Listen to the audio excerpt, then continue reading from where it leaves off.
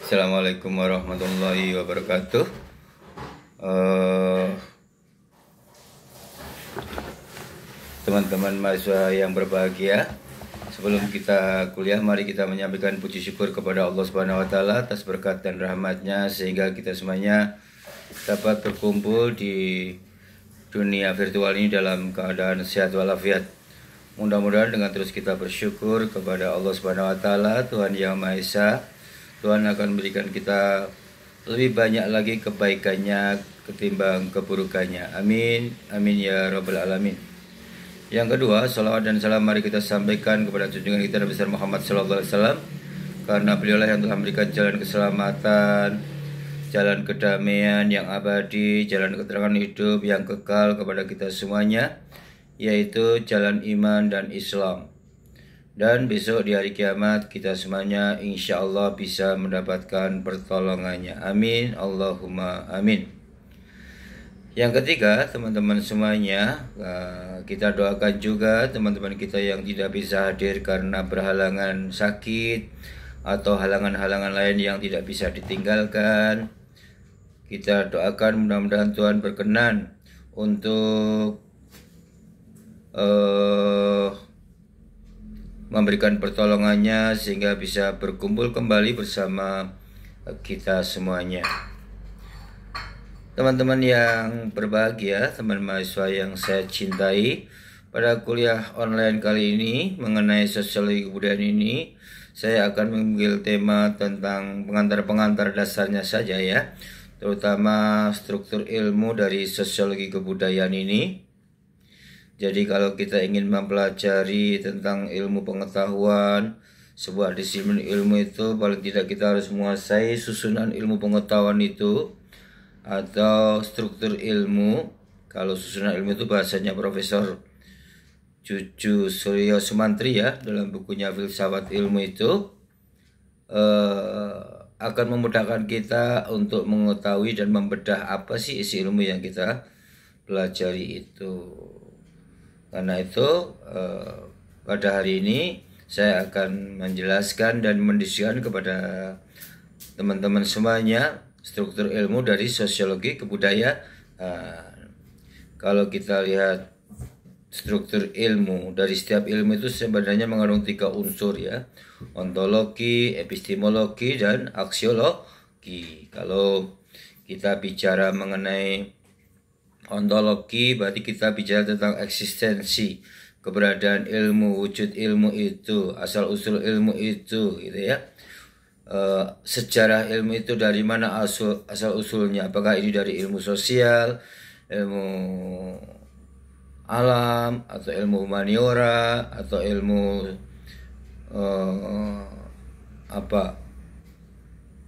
politik dan sebagainya itu. Kalau kita bicara unsur yang kedua, epistemologi, kita bicara tentang sumber pengetahuan itu. Kebenaran dari pengetahuan itu sumbernya dari mana. Jadi epistemologi kita banyak bicara tentang teori-teorinya, konsep-konsepnya, metodologinya yang merupakan cara atau sumber dari pengetahuan itu diperoleh sehingga menghasilkan sebuah kebenaran yang koheren, yang terintegrasi secara bisa dibuktikan atau dipertanggungjawabkan secara ilmiah. Kalau kita bicara mengenai aksiologi, berarti kita bicara tentang penerapan dari ilmu, in action dari kata aksio, tindakan, logos ilmu tentang tindakan, penerapan ilmu ini. Biasanya penerapan ilmu ini ada 2 pendapat ya, 2 ilmu itu. Ada yang berarti bebas nilai, netral, ada yang ilmu diarahkan untuk hal-hal yang baik, untuk kebaikan, untuk pengabdian agama misalnya begitu ya. Kalau yang ilmuwan umumnya, ilmu itu sebenarnya baik, tapi ia bisa menjadi buruk kalau disalahgunakan oleh ilmuwannya atau penggunanya atau usernya. Tapi kalau dalam Islam misalnya ilmu itu memang diarahkan untuk hal-hal yang baik, tidak boleh untuk hal-hal yang tidak baik, disalahgunakan untuk hal-hal yang tidak baik. Baiklah, jadi dari sisi struktur ilmu yang mengandung 3 unsur ini, ontologi, epistemologi, dan ontologi ini saya akan membahas satu persatu yang memiliki hubungan yang saling terkait. Kalau kita bicara tentang ontologi sosiologi agama, kita bisa mengetahui bahwa ilmu ini lahir dari perkawinan antara ilmu sosiologi dengan ilmu antropologi, ilmu kebudayaan itu ya. Biasanya kebudayaan itu berkaitan dengan antropologi. Sementara sosiologi adalah ilmu masyarakat. Tapi ilmu antropologi dengan ilmu sosiologi itu satu rumpun, sama-sama ilmu-ilmu sosial yang lahir dari ilmu alam. Karena ilmu sosial pertama ini, sosiologi ini yang melahirkan antropologi ini memang lahir dari ilmu alam karena banyak menggunakan metode-metode ilmu alam, misalnya observasi, apalagi pengamatan itu, lalu pendekatan positivismenya itu ya, banyak menggunakan ilmu alam. Makanya dulu sosiologi disebut dengan fisika sosial itu. Jadi perkawinan antara antropologi dengan sosiologi ini lalu menghasilkan ilmu sosiologi kebudayaan. Kita ingin mempelajari kebudayaan sebagai objek kajian dalam ilmu sosial ini sebagai sebuah produk manusia ya yang berinteraksi dengan masyarakatnya.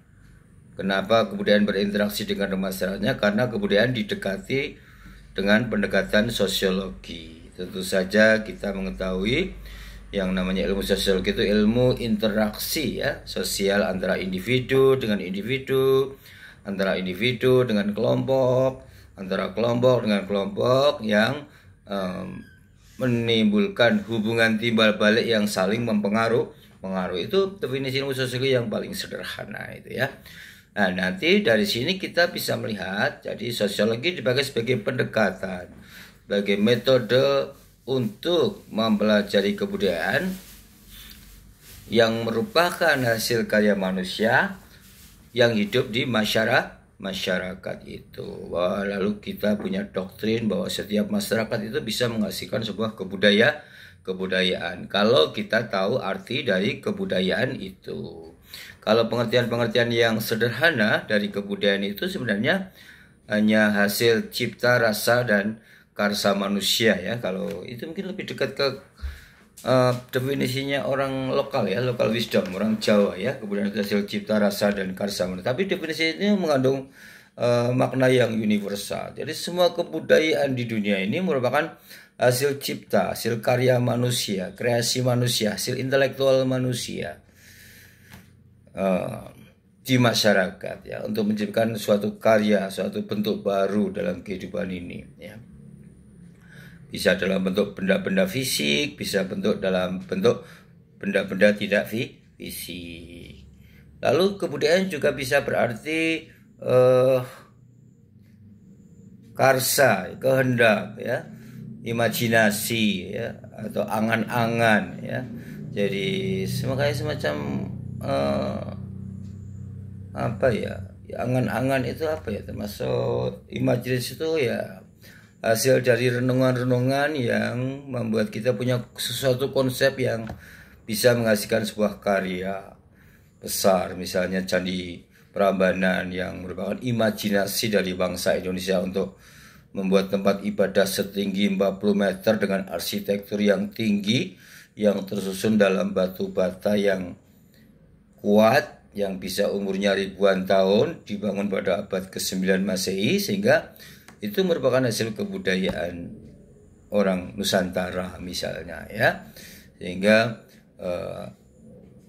tidak ada contohnya di tempat lain kecuali di Candi Prambanan. Itu merupakan hasil angan-angan orang Indonesia hingga menciptakan sebuah tempat ibadah yang sangat megah dan indah itu.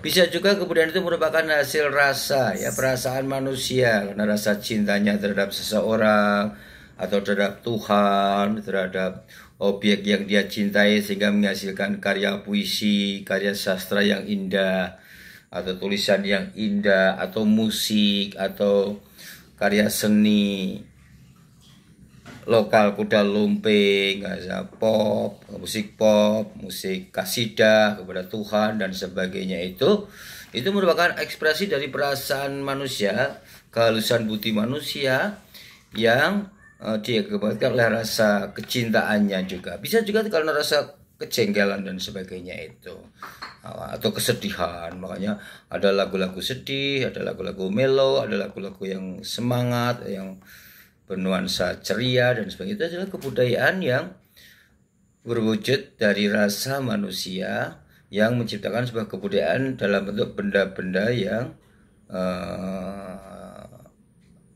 benda bentuk artefak, tak benda kalau istilahnya pemerintah itu, artefak peninggalan yang tidak dalam wujud benda tapi dalam bentuk karya sastra gitu ya. Kalau kerajaan Mataram itu banyak ya karya-karya sastra, namanya Sultan Agung itu menciptakan sastra gending ya. Raja Jawa yang sangat kesohor Nusantara itu menciptakan kitab sastra gending, itu merupakan kebudayaan karya seni dari Kerajaan Mataram yang menghasilkan sebuah kesusastraan Jawa yang sangat luhur dan tinggi nilainya itu.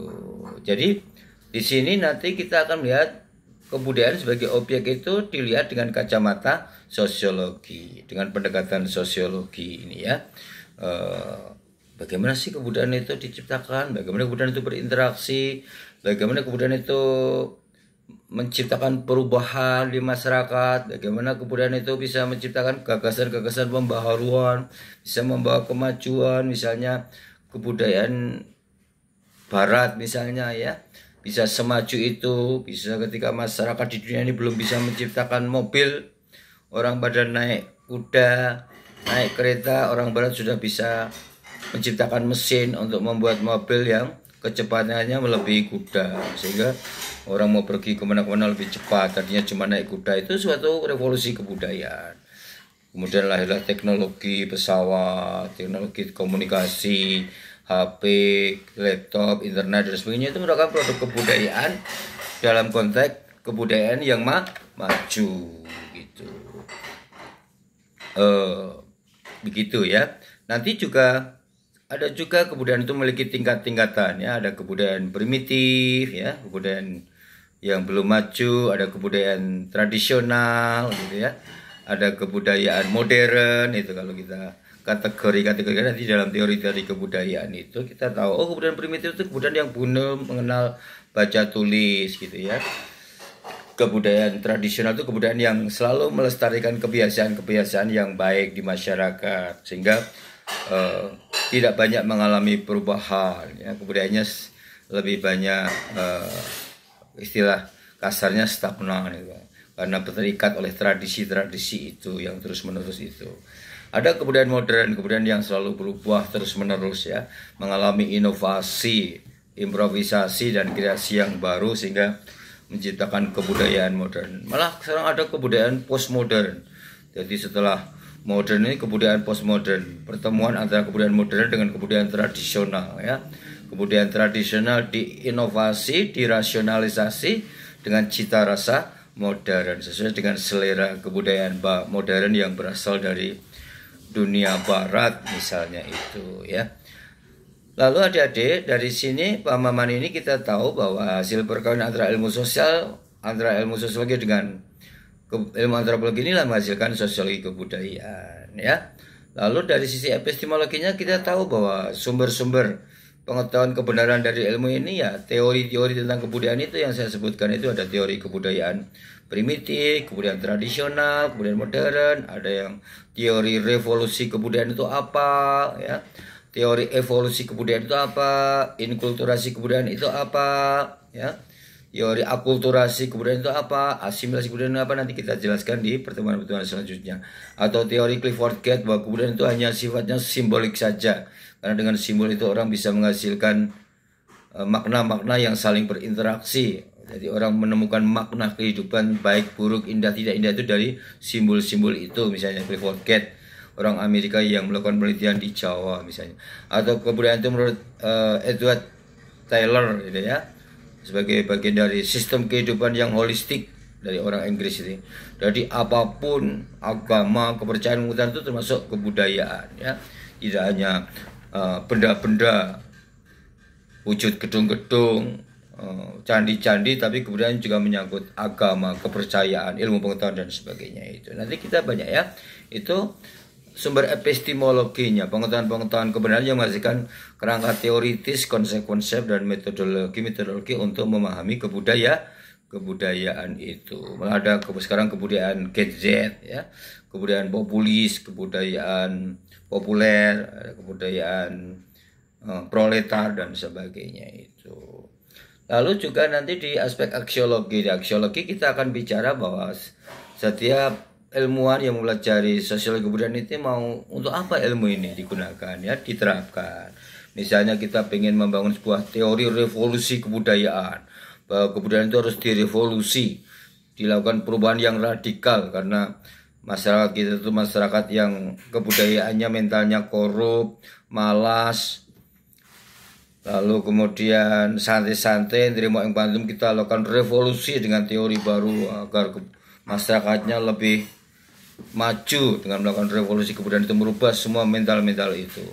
Teori-teori itu kalau diterapkan menimbulkan manfaat atau tidak ya, menimbulkan dampak yang baik atau tidak. Kalau menimbulkan dampak yang buruk ya jangan. Misalnya bahwa revolusi kebudayaan di masa itu nanti malah menghasilkan kehancuran dari berbagai sektor kehidupan, misalnya bangunan candi bisa hancur, peninggalan bisa hancur dan sebagainya, itu menciptakan anarkisme, menciptakan destruktivisme.